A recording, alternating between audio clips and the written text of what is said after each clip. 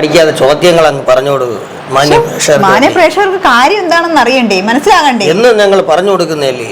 എന്നും പറഞ്ഞു കൊടുത്താലും പുതുതായിട്ടുള്ള പ്രേക്ഷകർ പുതുതായിട്ട് വരുന്ന പ്രേക്ഷകർ കാണും. ഇതിൽ കണ്ടിന്യൂസ് ആയിട്ട് വരുന്നവരല്ല, ആദ്യമായിട്ട് നമ്മുടെ ഈ ഒരു എപ്പിസോഡ് ചിലപ്പോൾ കാണുന്ന ആൾക്കാർ ഒരുപാട് പേരുണ്ടായിരുന്നു. ഞാൻ തള്ളല്ല പറഞ്ഞത്, ഇത് വലിയ ശല്യം തന്നെ കേട്ടോ. അപ്പോൾ പ്രേക്ഷകർ ഇതിലൊന്നുമില്ല. ഞങ്ങൾ ചോദിക്കുന്ന 10 കുസൃതി ചോദ്യങ്ങൾക്ക് തെറ്റുകൂടാതെ ഉത്തരം നിങ്ങൾ കമന്റ് ചെയ്യുക. കമന്റ് ചെയ്താൽ നിങ്ങൾക്ക് ബാലരാമപുരം കൈത്തറിയുടെ അതിമനോഹരമായ തുണിത്തരങ്ങളാണ് നിങ്ങൾക്ക് സമ്മാനമായി ലഭിക്കുന്നത്. ദ കിങ് ഓഫ് ദ ഡേയുടെ 7ാമത്തെ എപ്പിസോഡിലേക്ക് മാന്യ പ്രേക്ഷകർക്ക് സ്വാഗതം.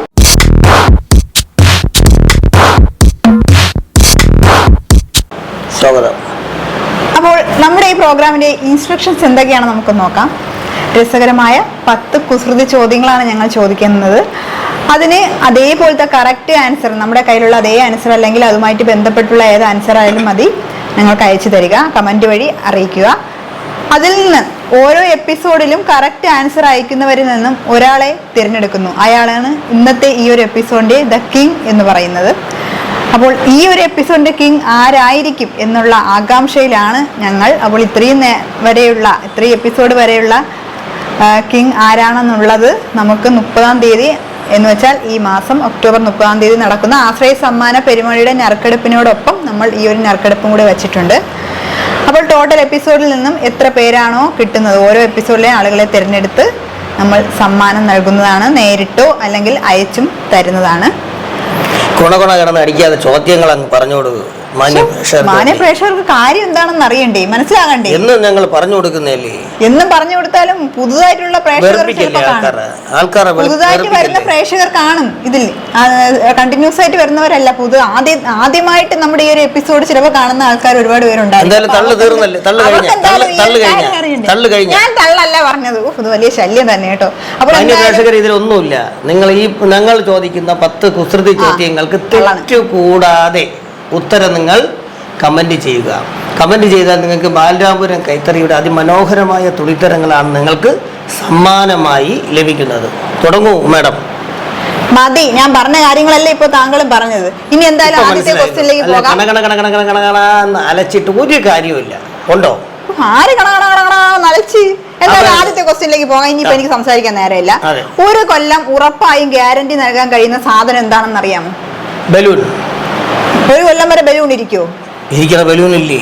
ഇല്ല, ഒരിക്കലും ഇല്ല. ഒരു ബലൂൺ കൂടി പോയാൽ 1-2 ദിവസം ഇരിക്കും, പിന്നെ അതങ്ങ് പൊട്ടിപ്പോവും. എന്തൊരു ഉത്തരം! ക്ലൂ കൊടുക്കാനൊന്നുമില്ലേ? ക്ലൂ ഉണ്ട്. ക്ലൂ എന്ന് പറയുമ്പോഴത്തേക്ക് നമ്മുടെ വീട്ടില് ഭിത്തിയിൽ നമ്മൾ തൂക്കിയിടുന്ന സാധനമാണ്. എല്ലാ വർഷവും ജനുവരി 1-ാം തീയതി നമ്മൾ ഈ സാധനം മാറ്റി മാറ്റി ഇടും. എനിക്ക് മനസ്സിലായി. ഞാൻ ക്ലൂ അടിക്കുന്ന കാര്യം പറയുന്നത് ഇപ്പൊ മനസ്സിലായി. അതെ, അപ്പോൾ രണ്ടാമത്തെ ക്വസ്റ്റ്യനിലേക്ക് പോകാം. ജീവിതകാലം മുഴുവൻ മറ്റുള്ളവർ നമ്മളെ സുന്ദരൻ എന്ന് വിളിക്കാൻ നമ്മൾ എന്ത് ചെയ്യണം? അതിനെല്ലാവർക്കും അറിയാം, നല്ല സ്വഭാവം ആയിരിക്കണം. പിന്നെ നല്ല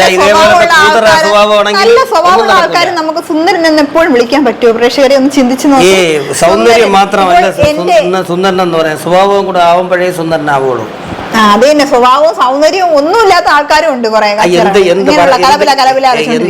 പറഞ്ഞിട്ട് കാര്യമില്ല. എന്തായാലും നിങ്ങൾക്ക് എല്ലാവർക്കും ഇതിന്റെ ആൻസർ മനസ്സിലാവുന്ന ഞാൻ പ്രതീക്ഷിക്കുന്നു. സുന്ദരൻ എന്നെല്ലാവരും വിളിക്കാൻ, ജീവിതകാലം മുഴുവനും വിളിക്കാൻ എന്ത് ചെയ്യണം? എല്ലാവരും വിളിക്കാൻ. ഏതെങ്കിലും ഒരു കാര്യം അങ്ങനെ കിട്ടാ പോരെ? അതേനെ, അങ്ങനെ കിട്ടാ മതി. മനസ്സിലായല്ലോ. ഇത്രയും നല്ല ക്ലൂ ഞങ്ങൾ തരുന്നുണ്ട്, മാന്യ പ്രേക്ഷകർക്ക് അറിയാമല്ലോ. വേഗമാകട്ടെ. പരീക്ഷയ്ക്ക് പഠിക്കാൻ പറഞ്ഞപ്പോൾ ശശി പുസ്തകം തുറന്നിട്ടേ പുറത്തേക്ക് നോക്കിയിരുന്നു. കാരണം എന്ത്? ശശിയണ്ണൻ ചായ കുടിക്കാൻ പോയോ? ചായ കുടിക്കാനും ബിസ്ക്കറ്റ് അടിക്കാനും പോയതല്ല. പരീക്ഷയ്ക്ക് പഠിക്കാൻ പറഞ്ഞപ്പോൾ ശശി പുസ്തകം തുറന്നിട്ട് പഠിക്കാൻ നേരം പുറത്തേക്ക് നോക്കിയിരുന്നു. എന്തുകൊണ്ട്? ടീച്ചർ ശശിയുടെ അടുത്ത് ഒരു കാര്യം പറഞ്ഞു, അതുകൊണ്ടാണ് ശശി പുറത്തേക്ക്.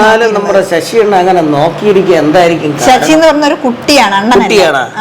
എനിക്ക് ശശിക്കുട്ടി എന്തോ അങ്ങനെ നോക്കാൻ കാരണം എന്തോ എനിക്ക് കത്തിയില്ല. ടീച്ചർ ഒരു കാര്യം പറഞ്ഞു, ക്വസ്റ്റ്യൻ ഡാഷിൽ നിന്നാണ് വരുന്നതെന്ന്, അതുകൊണ്ടാണ് ശശി പുറത്തേക്ക് നോക്കിയിരുന്നത്. നമുക്ക് പണ്ട് ടീച്ചേഴ്സൊക്കെ പറയാറുണ്ട് ടെക്സ്റ്റിനകത്ത് നിന്ന് വരാറില്ല ക്വസ്റ്റ്യൻസ്, ഡാഷിൽ നിന്നാണ് വരാറുള്ളത്. അതുകൊണ്ട് ശശി എന്ത് ചെയ്ത് പുസ്തകം തുറന്നു വെച്ചിട്ട് ജലം തുറന്ന് പുറത്തേക്ക് നോക്കിയിരുന്നു. എന്താണ് കാരണം? എന്തായാലും ഞാൻ ആൻസർ പറഞ്ഞു. കറക്റ്റ് ആൻസർ തരിക. നിങ്ങൾക്ക് ഉത്തരം പറയുവാനുള്ള അധികാരമില്ല. അപ്പോൾ അടുത്ത ക്വസ്റ്റ്യനിലേക്ക് പോകാം. വിക്കില്ലാത്ത ആളുകളും വിക്കി വിക്കി പറയുന്ന സാധനത്തിന്റെ പേരെന്താണ്? വിക്രി. വിക്രി. വിക്രി അതെന്തോ സാധനം? എനിക്കറിയത്തില്ല. ഇതൊരു കുടിക്കുന്ന സാധനമാണ്. മിക്ക ആൾക്കാരും നമ്മുടെ കുഴിമന്തി അല്ലെങ്കിൽ എന്തെങ്കിലും ഐറ്റംസ് ഒക്കെ കഴിക്കാൻ നേരത്തെ ഈ ഒരു സാധനം വാങ്ങി കഴിക്കാറുണ്ട്. അല്ലാതെ കഴിക്കുന്നവരുണ്ട്. ശരീരത്തിന് ഹാനികരമാണെന്നൊക്കെയാണ് പറയുന്നത്. ക് ക് ക് ക് എന്നാണ്. ക് ക് ക് ക് ഇത്ര തരാൻ പറ്റും. ഒരു കുടിക്കുന്ന ഒരു പാനീയമാണിത്. കാക്ക കാക്ക അല്ല, കാ വരുന്നൊരു അക്ഷരത്തിൽ തുടങ്ങുന്നതാണ്. ഓക്കെ, അപ്പോൾ എന്തായാലും എനിക്ക് തലപോയാൻ വയ്യ. നിങ്ങൾ ഉത്തരം പറയൂ. ഓക്കെ, ആറാമത്തെ ക്വസ്റ്റ്യനിലേക്ക് പോകാം. എങ്ങനെ എഴുതിയാലും ശരിയാകാത്ത ഒരു വാക്കുണ്ട് എന്നറിയോ?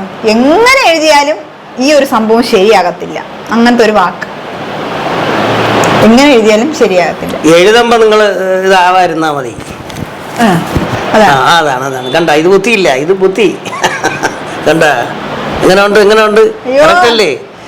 ഉത്തരം കറക്റ്റല്ലേ? എന്തായാലും മാന്യ പ്രേക്ഷകരെ, ഉത്തരം തെറ്റുകൂടാതെ 10 എണ്ണവും നിങ്ങൾ കമന്റിലൂടെ രേഖപ്പെടുത്തണം. ഓക്കെ, അടുത്ത 7ാമത്തെ ക്വസ്റ്റ്യനിലേക്ക് പോകാം. 100 ആളുകൾ ചെല്ലുന്നിടത്ത് നിന്ന് 101 ആളുകൾ തിരിച്ചു വരുന്ന ഒരു സ്ഥലമുണ്ട്. ഏതെന്നറിയോ?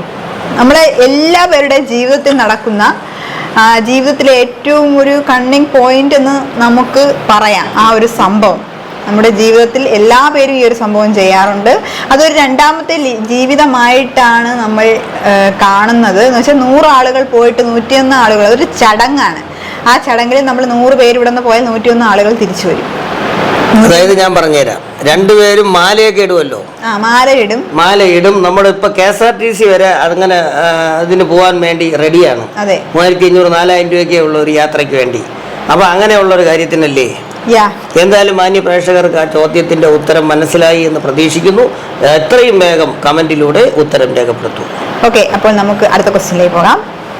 ഈ താടി മുടിയൊക്കെ എത്ര ഷേവ് ചെയ്ത് കളഞ്ഞാലും വൈകുന്നേരമാകുമ്പോൾ താടി മുടി ഉള്ളത് ആർക്കാണ്?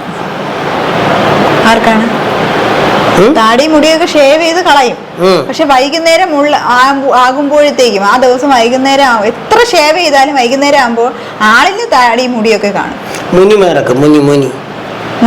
മുനിമാർക്ക് താടി മുടി മരിക്കലാണോ ജോലി? എന്തായാലും ഒരു ജോലിയുടെ ഭാഗമാണത്. അങ്ങനെയുള്ള കുറച്ച് ഗണത്തിൽപ്പെട്ട ആൾക്കാരാണ് ഇതിന്റെ ആൻസർ ആയിട്ട് വരുന്നത്. നമ്മളെല്ലാ പേരും പോകുന്ന സ്ഥലമാണ്. മിക്കവാറും ആണുങ്ങളൊക്കെയാണ് കൂടുതലും പോവാ ഈ ഒരു സംഭവമൊക്കെ ചെയ്യാറുള്ളത്. കൂടുതലും ജോലി എനിക്ക് മനസ്സിലായി. ഈ മേഖലയിൽ കൂടുതലും ജോലി. എനിക്ക് മനസ്സിലായിട്ട് കാര്യമില്ലല്ലോ. മാന്യ പ്രേക്ഷകരായ നിങ്ങൾ ഉത്തരം പറഞ്ഞു. ഓക്കെ, അപ്പോൾ അടുത്ത ക്വസ്റ്റ്യനിലേക്ക് പോകാം. ദീർഘിപ്പിക്കുന്നില്ല. കഴിക്കാൻ വേണ്ടിയാണ് നമ്മൾ ഈ ഒരു സാധനം വാങ്ങാറ്, പക്ഷെ ആരും കഴിക്കാറില്ല. കഴിക്കാൻ വേണ്ടിയാണ് വാങ്ങുന്നത്. എന്താണെന്നറിയോ? ഇട്ട് കഴിക്കണല്ലേ? ഇട്ട് കഴിക്കണം. ഉത്തരം എന്നേ നമ്മുടെ മാന്യ പ്രേക്ഷകർക്ക് അറിയാം. ഇതൊക്കെ കൊച്ചു കുട്ടികളുടെ ചോദ്യം നമ്മുടെ മാന്യ പ്രേക്ഷകരുടെ ചോദിക്കാതെ എന്താണ് ഇത്? ഏതാ ഒരു ക്വസ്റ്റ്യന്റെ ആൻസർ ഇപ്പൊ അറിയാന്ന് പറഞ്ഞു. ഇങ്ങനെ ഒരു അഹങ്കാരം ഉണ്ടോ പ്രേക്ഷകരെ മനുഷ്യന്?